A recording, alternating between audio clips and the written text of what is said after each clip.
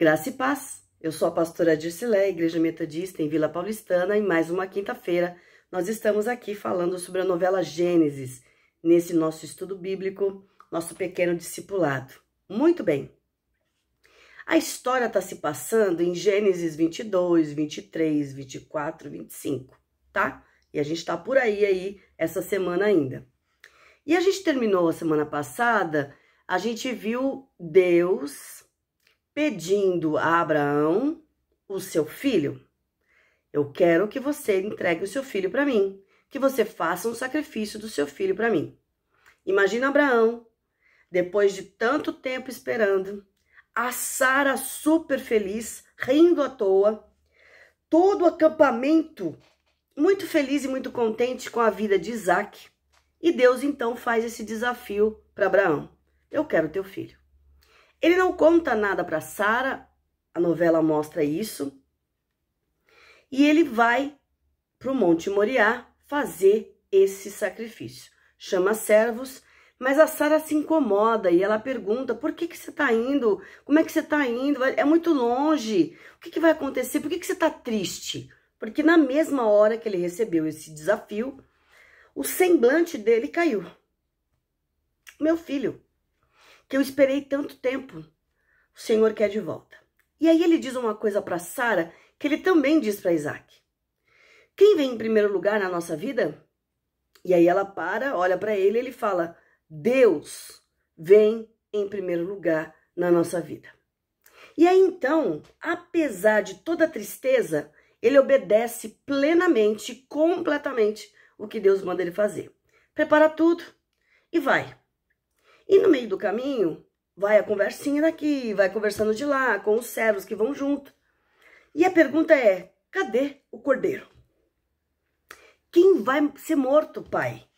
Isaac pergunta várias vezes isso para o pai. E continua no caminho e ele não fala nada, ele fala assim, fica tranquilo, filho. Fica tranquilo, filho. Deus proverá. E aí, de repente, a gente percebe no meio do caminho, na caminhada, para subir no Monte Moriá, a voz do diabo. E ele fala, desista. Que tipo de pai é você? Deus não te fez uma promessa? Será que foi ele mesmo que fez essa promessa? Será que existia mesmo uma promessa para você? Como é que Deus pode fazer isso com você? Desista dessa fé, desista deste Deus. E ele vai pensando tudo isso, a palavra vai ouvindo essa voz, e chega lá no monte e o Isaac pergunta, mais uma vez, pai, cadê o cordeiro? Deus proverá. E ele responde assim para o filho, filho, eu amo você, mas eu amo muito mais a Deus. Eu amo em primeiro lugar a Deus, e eu vou obedecer o que Deus mandou eu fazer. Isaac, naquele momento, apesar de ser pequeno, ele entende o recado do pai. E ele fala, pai, eu sou o cordeiro. Isso é uma parte bonita, porque talvez se fosse Ismael já saía brigando com o pai dele, já ia sair fora e não ia nem querer conversar com o pai dele. Mas Isaac, ele faz justamente isso. Talvez por tudo que ele tenha aprendido, ele sabe quem é Deus. E ele fala, pai, eu vou ser o cordeiro? Será que eu vou ser um cordeiro bom para Deus? Será que o meu sacrifício vai ser o suficiente? Deus vai se agradar de mim? E aí o choro vem, amarra-se as perninhas, as mãos, coloca-se ele deitado lá no altar, no momento para fazer o sacrifício. E Deus então, como a gente sabe, vira para ele e fala, Abraão, não faça mal a esse menino. Eu percebi que você me ama mesmo. Eu percebi que você confia em mim. Eu percebi que você é um homem de fé. Porque você todo o tempo falou, Deus proverá. E sabia que o melhor podia acontecer. E nessa hora, então, a gente vê ele aparecendo um outro cordeiro, novinho, amarrado também, né, ali perto, que não estava ali. Eles fazem o sacrifício, eles matam o cordeiro, eles entregam ao Senhor, os dois juntos em alegria, glorificando o nome do Senhor. E aí a gente vê uma relação, Deus dizendo para ele, Abraão, eu tô poupando você. O seu único filho, ele vai ser bênção na sua vida. Eu não vou sacrificar o seu único filho, mas quando chegar a hora, eu vou sacrificar o meu único filho. E neste momento aparece Jesus, como se ele estivesse se despedindo daquele momento e a gente fazendo entender que era preciso. Ele fez uma prova de fé com Abraão e depois ele mostra que este sacrifício, porque todos os outros textos bíblicos também fazem menção a esta fé de Abraão. E aí fala deste sacrifício em favor do mundo, que é Jesus. E o sacrifício de Deus para toda a humanidade, provando o seu amor, mostrando que ele queria resgatar o ser humano para Deus. De novo, para ele mesmo. E mesmo assim, muitos rejeitaram, os próprios judeus rejeitaram essa ideia e, como consequência, não conseguem ver a Deus, não sentem a presença de Deus. Mas Jesus se sacrificou. Ele fez igualzinho Isaac. Eu vou ser o sacrifício, Pai.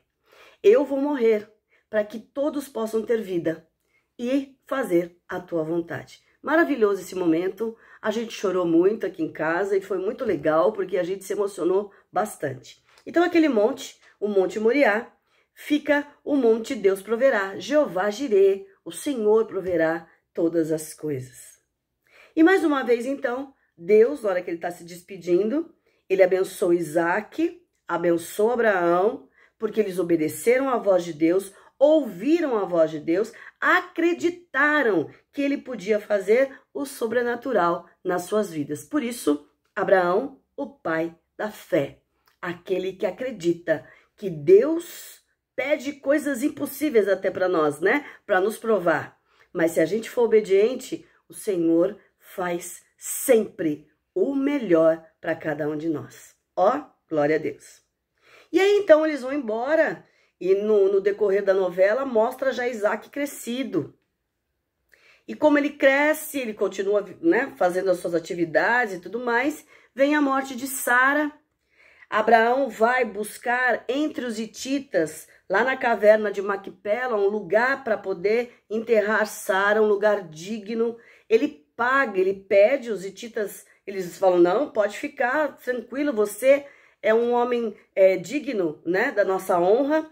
E por isso mas ele fala assim, não, mas eu quero pagar. Ele vai lá e compra então esse lugar. E ele é aquele lugar que fica enterrado Sara. Ele coloca o corpo de Sara e que logo na sequência, logo para frente, a gente vai ver que ele também vai ser enterrado ao lado dela. O grande amor da sua vida. E aí, antes de Sara morrer, ela pede para Isaac, filho, por favor, não se case com qualquer pessoa. Presta atenção com quem você vai casar. Por quê? Porque você precisa aprender a confiar em Deus. Você precisa acreditar que Deus é contigo. Se ele vai te fazer uma grande nação, você tem que ter uma mulher digna do seu lado. Não se case com qualquer pessoa. E aí, nesse momento, ele até fala, mãe, pode ficar tranquilo, eu vou escolher bem, eu vou procurar fazer o melhor, vou honrar essa minha promessa para você. E aí vem várias meninas se apaixonando por ele, gostando dele. E a preocupação de Abraão, como de todo mundo ali, é quem vai casar com Isaac. E aí Abraão, conversando com Deus, orando, ele fala, chama o servo e fala, vai até a minha cidade, vai até Ur. Por favor, lá você vai encontrar uma moça para se casar com meu filho. E ela vai ser descendente do meu irmão, né? Ela vai ser da descendência do meu irmão, porque aí pelo menos os valores vão ser os mesmos, o pensamento de Deus vai ser o mesmo, nós não vamos ter tanto problema dos valores serem contrários às leis de Deus, o que a gente acredita de quem é Deus. E aí ele vai, nesse momento tem o juramento, põe a mão debaixo da minha coxa e faz o juramento, mostrando que eu prometo que eu vou sim, você pode confiar em mim, que eu vou cumprir o que você precisa. E esse é um momento muito bonito, esse juramento que eles fazem. E é interessante a gente perceber que Eliezer, ele pede a Deus, ele sabe quem é o Deus de Abraão. E ele pede a Deus, Deus, se essa moça, se eu chegar lá e a mulher fizer isto, assim, assim, assim, der água para mim, der água para os meus cavalos, se ela me tratar desse jeito, ela será a pessoa certa. Porque eu quero que o Senhor me mostre a pessoa certa. Isso é um momento para a gente entender que Deus também faz isso com a gente. No momento de escolhas e de decisões, pede orientação a Deus. Deixa Deus conduzir nesses momentos de decisão. E aí aparece uma moça muito bonita, serve, faz exatamente tudo aquilo que ele pediu para Deus. Pergunta se ele está com sede, serve água para ele, serve água para os seus camelos. Olha, ele tinha simplesmente 10 camelos. Aí eu estava lendo lá que cada camelo bebe pelo menos 10 litros, não, 100 litros de água. Você já imaginou? Ela serviu a Eliezer e serviu a cada camelo. Ela ficou dando água praticamente o dia inteiro para os camelos. E mostrou uma atitude de fé. Porque ela não conhecia Eliezer. E na hora que ela serve Eliezer, ela mostra que ela tem compaixão para as pessoas. Ela também tem um pouquinho de Deus no coração dela. Por quê? Se ela está servindo uma pessoa que ela não conhece, ela vai servir muito melhor uma pessoa que ela ama, que ela conhece. Sim? E nesse momento, então, o princípio que a gente vê neste momento do servo falando com Deus é justamente a confirmação de Deus para tudo na nossa vida. O Senhor confirma, o Senhor mostra, o Senhor, ele anuncia muitas vezes, ele coloca na nossa frente situações que confirmem, pessoas que confirmam que de verdade é isso que o Senhor quer para as nossas vidas. Tudo que somos, tudo que precisamos, tudo que desejamos, né? E é interessante a gente ver que neste momento eles estão escolhendo o marido, a esposa. É um momento delicado também, para mostrar que até nesta situação o Senhor também tem que ser consultado. Senhor, é isso que eu tenho que fazer? É com este eu tenho que casar? Senhor, é assim que eu tenho que fazer? Deus, é deste jeito que eu tenho que caminhar? Faço este acordo? Faço este projeto? Tudo isso nas mãos do Senhor. E aí a gente não pode esquecer, né? Quando a gente fala em casamento, ainda por cima, e talvez a ideia de Eliezer, se ela me servir meus camelos, quer dizer que ela vai ser uma boa mulher. Pelo menos no momento de nervoso, ela não vai gritar, ela não vai ficar nervosa. E não vão jogar a toalha, né? Não vão ficar nervosos, né? Um com o outro. Haverá gentileza, haverá bondade, né? Com quem eu não conheço, imagine com quem eu conheço. Muito bem. Então aí vem a confirmação desta pessoa. Quando a menina fala, e ela se apresenta, eu sou Rebeca, sou descendente de Naor. Pronto, a confirmação foi maior ainda. É essa moça mesmo, porque eu vim buscar alguém descendente de Naor. E ela fez exatamente o que eu precisava. Ele dá presentes para ela, ele dá presente para a família, ele vai conhecer a família. E aí a gente percebe que a própria Rebeca, quando ela entende que ela está sendo buscada, porque Deus mandou buscá-la, ela se sente muito emocionada. Ela fala assim, cara, eu fui escolhida por Deus para pertencer a Isaac. Eu sei quem é Abraão, eu sei quem é o Deus de Abraão. E aí ela fala, eu quero ser esta mulher e essa auxiliadora idônea que o Senhor procurou para ser esposa, então, de Isaac. E aí agora eles vão voltar. A família abençoa, né? E eles vão trazer ela de volta. Vai ser bonito o momento que eles vão se encontrar. E acho que é hoje à noite.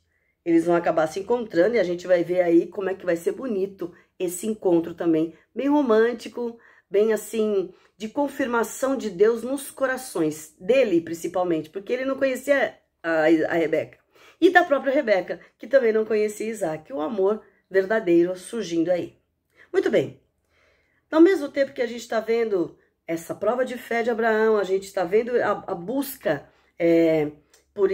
de Isaac por uma esposa, a gente viu a Leora, uma das meninas lá que a gente tem na história, que não tem na Bíblia, tá? Mas é um momento interessante.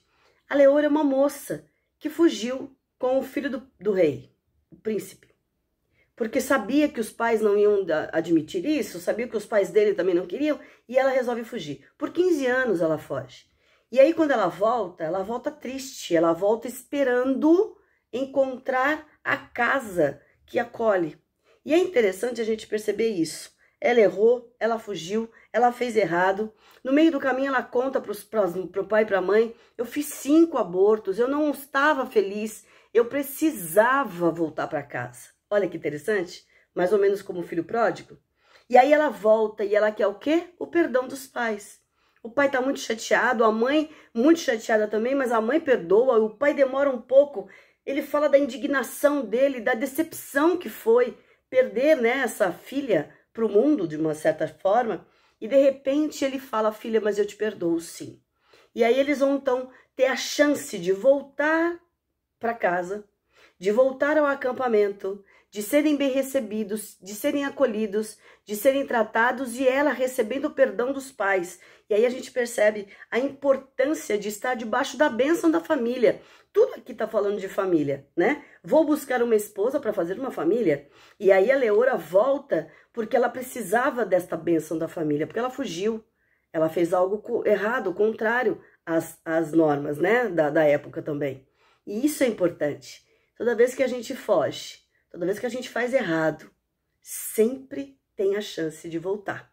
E ela volta, ela pede perdão e os pais a perdoam. E agora ela tem a possibilidade do arrependimento, de voltar atrás e de viver uma nova vida com a pessoa que ela ama, mas com a bênção da sua família. Maravilhoso também esse momento, muito interessante este momento, principalmente nos dias de hoje, que a gente vê muita moçada querendo fazer o que quer, achando que tá aqui, eu tenho que viver minha vida. E muitas vezes, muitos acabam voltando, né? Muitos ainda percebem que estão errados e não dão um braço a torcer, né? Mas muitos voltam.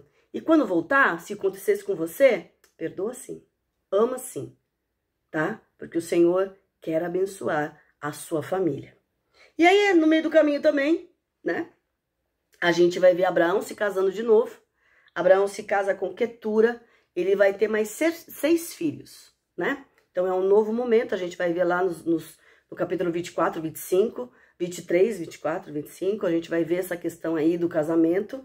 Ele se casa novamente, então ele tem a chance de novo de ser feliz, porque ele estava muito triste, sentindo a falta da Sara. E aí a gente vê na novela, aparece Agar se reencontrando com Bacari. Bacari, o grande amor da vida dela, que ela achou que Massai tinha matado. Nós também achamos, porque nós quando assistimos a novela, a gente também viu este homem caído, morto lá, praticamente sem o braço. E de repente ele volta e ele fala o quanto ele a amava, que ele não a procurou porque ele ficou muito machucado e ele foi tratado por uma outra mulher e ele se casou de novo, mas que ele sempre pensou nela. E aí a chance de Agar, então, estar vivendo com o seu filho, tá tendo uma nova chance de oportunidade de vida diferente e reencontrar o seu grande amor, de poder falar, que bom, Deus não esqueceu de mim mesmo, né? E aí ser feliz, aquietar o seu coração e poder... E é interessante poder mostrar que ela pode ser feliz. E é interessante a gente ver que Massai não era tão ruim assim. Quando Deus converte completamente. Este é um homem que foi transformado pelo amor do Senhor, né? Ele acreditava no Deus de Abraão. E aí eu pergunto assim para você, onde será que está o diabo? Porque ele sumiu. Será que ele vai aparecer? Ou será que depois de destruído Sodoma e Gomorra, só a voz dele vai soprar nos corações e nos ouvidos, como ele fez com Abraão? Vamos ver? E são cenas dos próximos capítulos.